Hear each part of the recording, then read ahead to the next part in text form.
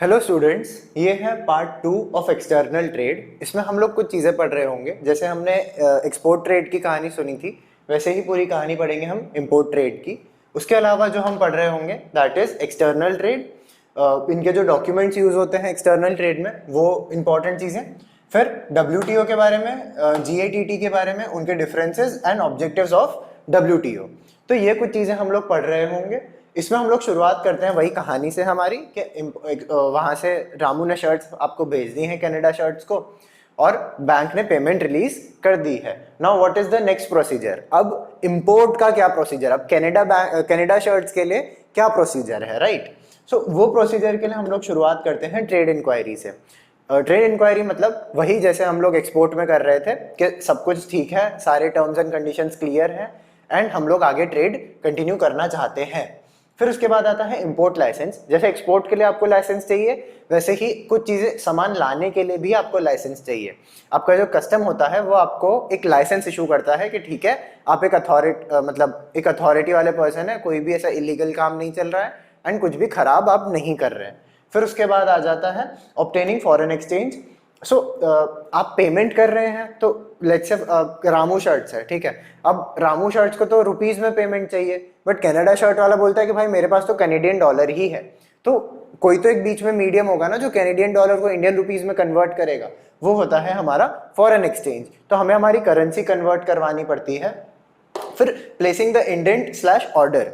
हाँ ठीक है, इंडेंट हम लोग यहाँ पर भी पढ़ रहे होंगे, तो इंडेंट मैं पहले ही बता देता हूँ। Indent is basically a document जिसमें आप सारे के सारे ये जो हमने ट्रेड इंक्वायरी करी ना, इसको आप रिटर्न फॉर्म में लेकर आ जाते हैं।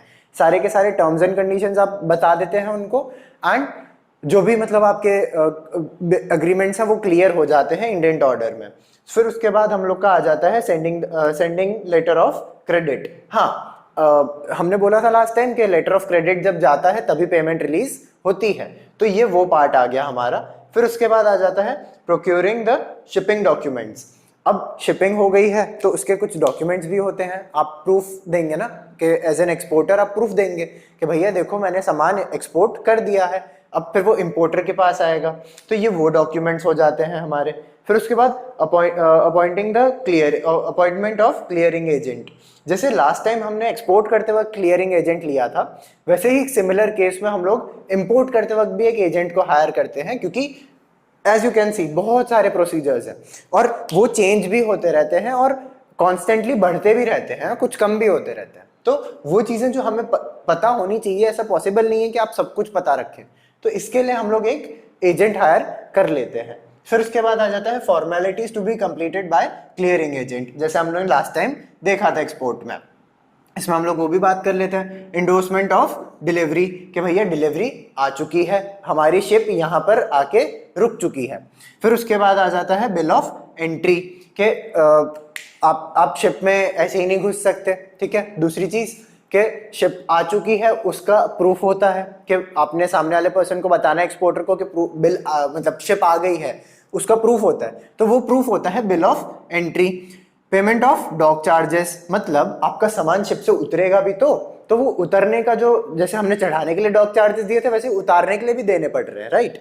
तो ये वो चार्जेस हो जाते हैं। फिर dispatch of goods by rail और रोड, मतलब आप जो गुड आपने उतारा है अपना, मतलब जो भी सामान उतारा है आपने, वो सामान आप देना भी तो शुरू करेंगे, मतलब भेजना भी तो शुरू करेंगे। आप अपने वहां पे सामान रख तो नहीं सकते आप। वेयर हाउसिंग फैसिलिटीज होती हैं, नो डाउट होती हैं, बट यूजुअली प्रेफर ये किया जाता है कि लेट्स से अब शर्ट्स आई हैं, शर्ट्स जितने टाइम रखी रहेंगी उतना खराब होने के चांसेस बढ़ जाते हैं। वाइट शर्ट्स हैं तो इनके खराब होने के चांसेस बढ़ जाते हैं, तो यूजुअली प्रेफर नहीं किया जाता कि हम वेयर हाउसिंग फैसिलिटी यूज करें। सो हम लोग डायरेक्टली डिस्पैच कर देते हैं। एंड एडवाइस टू इंपोर्टर कि भैया आपका सामान आ चुका है, यहाँ से निकल चुका है। फिर उसके बाद delivery of the goods by from railway transport authority, railway और ट्रांसपोर्ट अथॉरिटी, मतलब आपका गुड आपके पास रिसीव हो चुका है, सारे प्रोसीजर्स कंप्लीट हो चुके हैं, क्योंकि यहाँ से तो इसने रेल एंड रोड से भेज दिया था एंड फिर उसने बता भी दिया था इंपोर्टर को कि सामान आपका निकल चुका है, मतलब पहुंच ही जाएगा वहां पर। तो यहाँ पर यह पहुंच चुका है सामान। फिर उसके बाद आ जाते हैं हम लोग नेक्स्ट टॉपिक पे हमारे, अच्छा ठीक है, ये चीज सबको क्लियर हो गई है राइट। हमने एक्सपोर्ट की कहानी सुनी, हमने इंपोर्ट की कहानी सुनी। आपको बस यही चीजें क्वेश्चन आता है तो लिख कर आना है। सिमिलर चीजें आपको, ये हेडिंग्स तो बिल्कुल ऐसी की ऐसी ही याद होनी चाहिए, बुक में भी ऐसी ही लिखी है। मैंने कोशिश करी है कि मैं जितना हो सके उतना इसको एज इट इज रखूं जैसा बुक में था। स्टिल आई वुड रेकमेंड कि एक बार बुक को आप सिर्फ देख सकें तो भी अच्छा रहेगा। बहुत सारे बच्चे ये शायद एग्जाम के एक दिन पहले भी देख रहे होंगे, तो कोशिश कीजिए कि ये सब कुछ जो मैं पढ़ा रहा हूँ, स्पेसिफिकली ये इंपोर्ट एक्सपोर्ट वाला, import trade and export trade, और specially internal and external trade, दोनों ही, ये दोनों चीज़ों को एक बार आप बुक में से फिर से रीड कीजिए, ताकि आपको समझ आएगा कि राइटिंग, आंसर राइटिंग क्या होती है। तो आपको कौन से वर्ड यूज करने हैं, क्या लैंग्वेज यूज करनी है, वो बहुत जरूरी होती है इन्विजिलेटर की आंखों के लिए। मतलब वो देखेगा तो यही राइट के वर्ड्स क्या यूज किए हैं, तो अगर उसने सिमिलर वर्ड्स देख लिए तो it would be a better thing. तो एक बार रीड करना बहुत नेसेसरी चीज हो जाती है। हम देख लेते हैं एक्सटर्नल ट्रेड के डॉक्यूमेंट्स क्या होते हैं। इसमें से काफी सारी चीजें ऑलरेडी हम पढ़ चुके हैं, बट मैं एक बार सम अप कर दूंगा। इंडेंट, अभी मैंने बोला कि हमको एक फाइनल, ये जो ट्रेड इंक्वायरी हुई है इसको एक रिटर्न फॉर्म में लेकर आने के लिए हम इंडेंट इशू कर देते हैं। फिर लेटर ऑफ क्रेडिट, इसी को दिखाने से आपको पेमेंट मिलता है। ये फॉरेन बैंक, मतलब फॉरेन जो पार्टी होती है वो आपके बैंक को या फिर फॉरेन के बैंक को अपना लेटर ऑफ क्रेडिट देती है कि भैया सब कुछ सामान आ चुका है, अब आप आगे बढ़ सकते हैं। फिर bill of landing. Bill of landing मतलब आपका जो सामान आया है, मतलब आइदर शिप से आया है, आइदर एयरप्लेन से आया है, बट जो सामान आया है वो आ चुका है, इसकी गारंटी क्या, ठीक है, तो इसकी गारंटी होती है बिल ऑफ लैंडिंग। फिर उसके बाद आ जाता है एडवाइस लेटर। एडवाइस लेटर मतलब ये जो पता है हम इधर बोलते थे कि advice to importer, advice to exporter, तो ये कुछ नहीं होता। बस जो एजेंट होता है ना, वो एजेंट उनको बता देता है कि भैया सामान आ चुका है या सामान निकल चुका है। तो वो जो आना जाना वाली चीज हो जाती है ना, वो एडवाइस लेटर के थ्रू पता चल जाता है अपोजिट पार्टी को। डॉक्यूमेंट्री बिल मतलब आपका जो भी सामान है वो आपको, मतलब कभी कभार क्या होता है कि आप बहुत सारा सामान भेज रहे हैं राइट, तो वो हर एक सामान इक्वली आपको अच्छे से याद रहे पॉसिबल नहीं है, तो आपको कहीं तो लिखना पड़ेगा राइट। उसके लिए हम करते हैं डॉक्यूमेंट्री बिल। फिर उसके बाद आ जाता है हमारी इंश्योरेंस पॉलिसी। करोड़ों का सामान जा रहा है भैया, इंश्योरेंस तो रखना पड़ता है। फिर उसके बाद आ जाता है हमारा शिपिंग ऑर्डर। शिपिंग ऑर्डर मतलब काइंड ऑफ प्रूफ कि सामान शिप में चढ़ चुका है।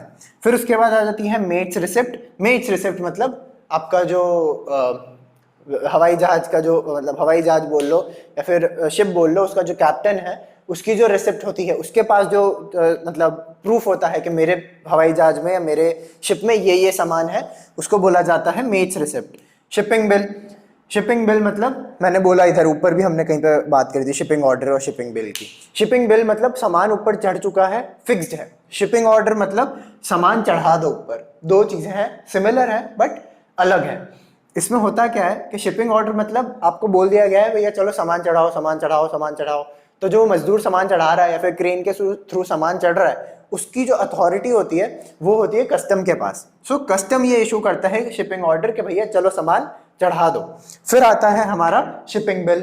तो शिपिंग बिल मतलब क्या हो गया आपका, जैसे आपका सामान चढ़ गया है, लोड हो गया है, इसकी प्रूफ क्या है? आपने इंपोर्टर को बोल दिया कि भैया सामान तो चढ़ गया, सब कुछ निकल चुका है हमारे यहाँ से, प्रूफ क्या है? प्रूफ होता है shipping bill. Dock warrant, dock challan और रिसिप्ट। डॉक वारंट मतलब बेसिकली डॉक पे सामान आपने, डॉक मतलब मैंने आपको लास्ट टाइम समझाया था, जो जगह होती है शिप के ऊपर की उसको हम बोलते हैं डॉक, जहां पे सामान स्टोर हो रहा होता है। तो डॉक चालान मतलब कोई भी अगर आपने लेट्स से सामान ज्यादा हो गया या सामान कम हो गया, जो हम पता है कभी कभार बोलते भी हैं एयरलाइंस में कि आपका 15 kg का ही लगेज कैपेसिटी होती है, अगर उससे सामान ऊपर होता है तो they will charge you extra. तो वो जो एक्स्ट्रा चार्जिंग होती है ना, वो काइंड ऑफ ये डॉक चालान भी वही चीज़ है, बस इसमें बहुत बड़े बड़े वैल्यूज होते हैं और कुछ नहीं होता, सेम चीज़ है। फिर उसके बाद डॉक वारंट मतलब आपने सामान चढ़ाया और आपका सामान सब कुछ सही है, सब कुछ परफेक्ट है, इसका वारंट इशू होता है कि आपका जो सामान चढ़ा है वो इतना है और यहाँ से वहां तक पहुंचने तक कोई चोरी नहीं होगी, अंदर जो लोग हैं वो कुछ नहीं करेंगे, वहां पे जो लोग हैं उनको यही सामान एग्जैक्टली मिलेगा, ये उसकी गारंटी होती है। डॉक रिसिप्ट मतलब काइंड ऑफ ये शिपिंग बिल जैसा ही कि सामान चढ़ चुका है। फिर उसके बाद आ जाते हैं हम लोग कॉन्सुलर इनवॉइस पे। So consular invoice is a very interesting thing. ये जो ऊपर तक आपने सब देखा ना, ये सब कुछ का इंडेंट को छोड़ के, sorry indent letter of credit छोड़ के, बिल ऑफ लैंडिंग से लेके जो भी आपने पढ़ा है यहाँ तक, ये चीज़ों का समअप होता है कॉन्सुलर इनवॉइस। मतलब ये जो प्रोसेसेस हैं हमारे, कि आपका लेटर इशू हो गया है, बिल ऑफ लैंडिंग आ रहा है, या फिर डॉक्यूमेंट्री बिल है, इंश्योरेंस पॉलिसी है, ये सब का समअप होता है आपका कॉन्सुलरी इनवॉइस, कॉन्सुलर इनवॉइस। फिर उसके बाद आता है सर्टिफिकेट ऑफ ओरिजिन। अब आपका जो सामान आपने बनाया है या सामान आपने मैन्युफैक्चर किया है, ये सामान का कुछ तो ओरिजिनेशन होगा, राइट? कहाँ पे बना है ये सामान? आपने कभी देखा है प्रोडक्ट्स पे स्टैंप लगा होता है, made in India, made in China, made in US, जो भी है, तो वो सारे जो मैन्युफैक्चरिंग स्टैम्प्स होते हैं वो इसी की वजह से होते हैं, ताकि पता चले कि ओरिजिनेट कहाँ से हुआ है सामान, सामान आया कहाँ से है, क्योंकि ये चीज़ें पता करना बहुत ज़रूरी हो जाती है, ठीक है? फिर उसके बाद एयरवे बिल, यहाँ पे कहीं पे हमने शिपिंग बिल पढ़ा था, right? Shipping bill is just same as airway bill, बस शिप के बजाय आप हवाई जहाज में सामान चढ़ा रहे हैं, फर्क उतना ही है। फिर उसके बाद एक्सपोर्ट इनवॉइस, के सामान निकल चुका है, इसका काइंड ऑफ प्रूफ होता है आपके पास कि मैंने सामान एक्सपोर्ट कर दिया है, या फिर इतना सामान यहाँ से इतने बजे निकला है और वहाँ पर इतने बजे पहुँचेगा, ये सब होता है हमारा एक्सपोर्ट इनवॉइस में। फिर आ जाता है हमारा बिल ऑफ एंट्री, कि भैया हवाई जहाज आ चुका है हमारा, यहाँ पर लैंड किया था, या फिर शिप आ चुकी है हमारी, यहाँ पर आई थी, एंड सब कुछ हो चुका है। फिर उसके बाद आ जाता है हमारा next WTO and GATT, difference और ऑब्जेक्टिव्स ऑफ WTO। ये छोटे सा टॉपिक है, तो मैंने सोचा कि इसी लेक्चर में ख़त्म कर देते हैं, ताकि हमारा 2 लेक्चर में ये चैप्टर समअप हो जाएगा। तो WTO का बेसिक आप समझ सकते हैं। अच्छा ठीक है, थोड़ी हिस्ट्री पे बात कर लेते हैं। एक्चुअली ये टॉपिक्स उतने इंपॉर्टेंट नहीं लगे थे मुझे, और बहुत टाइम से इन पे क्वेश्चंस भी नहीं आए हैं, बट मैंने सोचा कि एक डिफरेंस पे क्वेश्चन ओरिजिनेट हो सकता है, इनके बेसिक डेफिनेशन पे ओरिजिनेट हो चुका है, और ऑब्जेक्टिव्स तो बहुत इंपॉर्टेंट है। तो ये सारी चीज़ें अगर हम पढ़ लेंगे तो हमें ऑलरेडी सब कुछ पता चल जाएगा, हिस्ट्री के बारे में सब कुछ पता चल जाएगा। तो हिस्ट्री ऐसी थी कि पहले जितने भी काइंड ऑफ आपके कंट्रीज थी, वो कोई भी रूल्स एंड रेगुलेशंस नहीं फॉलो करती थी, तो सबने मिलकर डिसाइड किया कि एक तो बनाना जरूरी है, क्योंकि अगर रूल्स एंड रेगुलेशन ही नहीं है तो फिर कोई भी कुछ भी इलीगल काम कर सकता है, कोई भी कुछ भी अपनी मर्जी से काम कर सकता है, right? Which is very weird. मतलब ऐसा होना नहीं चाहिए, राइट? एक ऑर्डर होना चाहिए सबके पास कि इतना ही काम इतने ही समय इतने ही टाइम पे होना चाहिए। फिर उसके बाद हमारा हुआ क्या कि सबने एक GATT करके बनाया, which is general agreement of trade and tariff, जिसमें हमने एक एग्रीमेंट साइन किया सारी कंट्रीज ने मिलके, के सारी कंट्रीज तो नहीं बट काफ़ी सारी कंट्रीज ने, मेजर कंट्रीज ने मिलके एक एग्रीमेंट साइन किया कि हम लोग ये पर्टिकुलर कुछ सेट ऑफ रूल्स हैं, रेगुलेशंस हैं, इनको फॉलो करेंगे ही करेंगे, और जो इसको फॉलो नहीं करेगा उसके अगेंस्ट कुछ एक्शन लिया जाएगा बाकी कंट्रीज के द्वारा। तो ये एक काइंड ऑफ एग्रीमेंट ही था, और ये एस्टैब्लिश हुआ था 8 जुलाई 1948 में। तो ये जब एस्टैब्लिश हुआ था तब कुछ ज़रूरत नहीं पड़ी थी हमें, बट इवेंचुअली हमें समझ आया कि दो आपस के देश लड़ाई करते हैं ना, तो फिर उसमें बहुत सारी चीज़ें, ट्रेड वेड सब खराब हो जाता है। अब ट्रेड खराब हो जाता है तो फिर कौन रेगुलेट करेगा? जो मेजॉरिटी पावर्स हैं वही लड़ रही हैं। तो हमें ये समझ आया कि एक अलग सेपरेट ऑर्गेनाइजेशन की ज़रूरत है, और तब से शुरुआत हुई वर्ल्ड ट्रेड ऑर्गेनाइजेशन की, जो शुरू हुई थी 1 जनवरी 1995 में।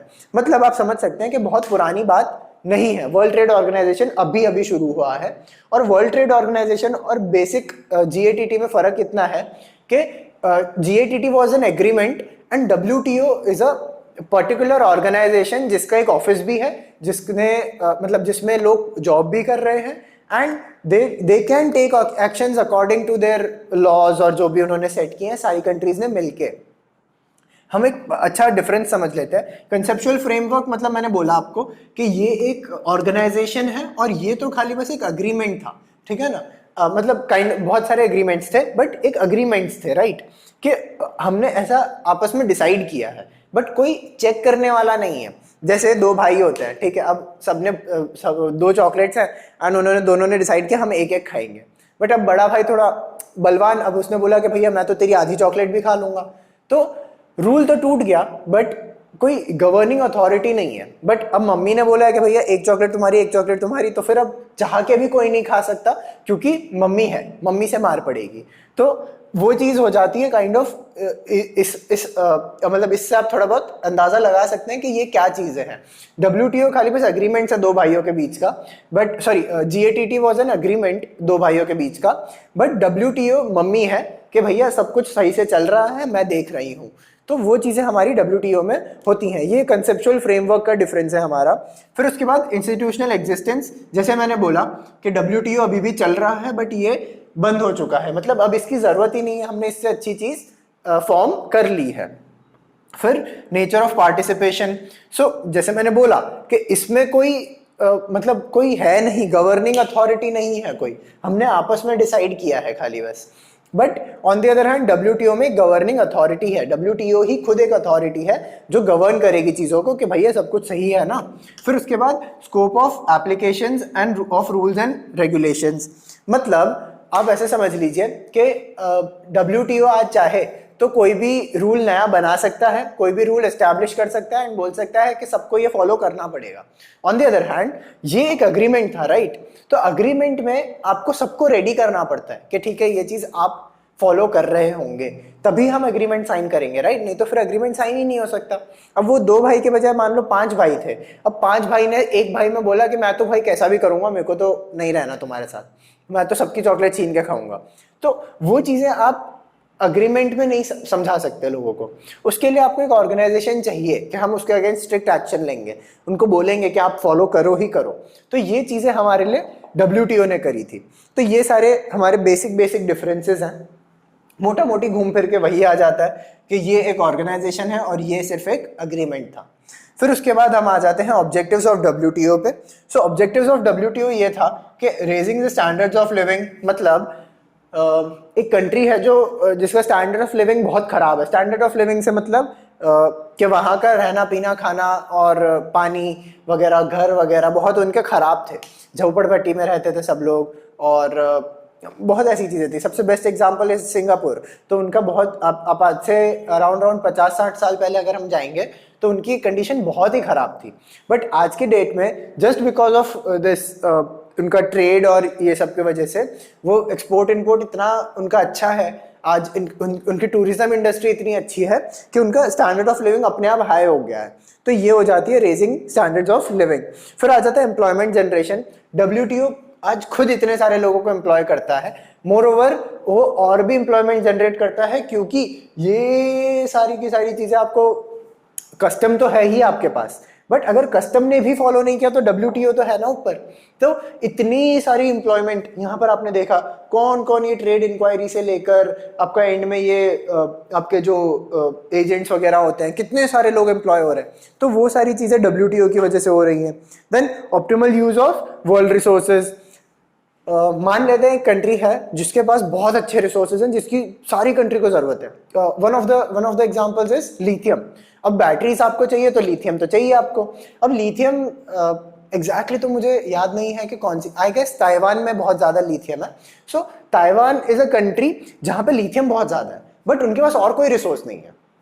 उनके पास मैन पावर नहीं है, मतलब ह्यूमन रिसोर्स जिसको बोलते हैं, ह्यूमन एज एन रिसोर्स नहीं है उनके पास। उनके पास एजुकेशन नहीं है, उनके पास उनके खुद के कोई मतलब उनकी टूरिज्म वगैरह सब कुछ बेकार ही है, कुछ है ही नहीं मतलब उनके पास। बट लिथियम उनके पास बहुत सारा है। तो लिथियम आज सारी कंट्रीज को चाहिए। अब मान लेते हैं कि ताइवान रोक दे, ताइवान बोले कि भैया मेरे पास तो मैं एक्सट्रैक्ट करने लायक ही नहीं हूँ लिथियम, तो सॉरी पॉसिबल नहीं है। तो उसमें WTO का रोल आएगा कि भैया हम सारी कंट्रीज मिलके तुम्हें थोड़ा थोड़ा पैसा देंगे और आप शुरुआत करो अपने लिथियम बिजनेस की, ताकि आप लिथियम एक्सपोर्ट करो और जब लिथियम एक्सपोर्ट होगा तो आपके कंट्री में अपने आप पैसा आएगा एंड उससे आप री इन्वेस्ट करके और लिथियम निकाल सकते हो। तो ये एक काइंड ऑफ एग्जांपल हो जाता है कि कैसे वो optimal use of world resources करते हैं। कि बाकी सारी कंट्रीज को अगर एक रिसोर्स की जरूरत है और उनके पास नहीं है तो एक कंट्री को वो लोग हेल्प करके वो रिसोर्स डेवलप करवा सकते हैं। फिर उसके बाद आ जाता है प्रमोटिंग सस्टेनेबल डेवलपमेंट। सो अब वही चीज के बहुत ज्यादा लिथियम निकाल लिया वो भी खराब चीज है, बहुत कम लिथियम निकाला पॉसिबल मतलब उसके बगैर तो हम चल ही नहीं पाएंगे। तो एक ऑप्टिमम यूज होना चाहिए हर एक चीज का। वो मेक श्योर करता है सॉरी वो मेक श्योर करता है WTO कि ये सारी चीजों का ऑप्टिमम यूज हो, कहीं पे भी कुछ भी प्रॉब्लम्स ना हो। So this was our external trade. External trade internal trade खत्म हो चुका है। एक बार बुक रीडिंग जरूरी है और इसके बाद हम लोग नेक्स्ट चैप्टर से शुरुआत कर रहे होंगे। Thank you.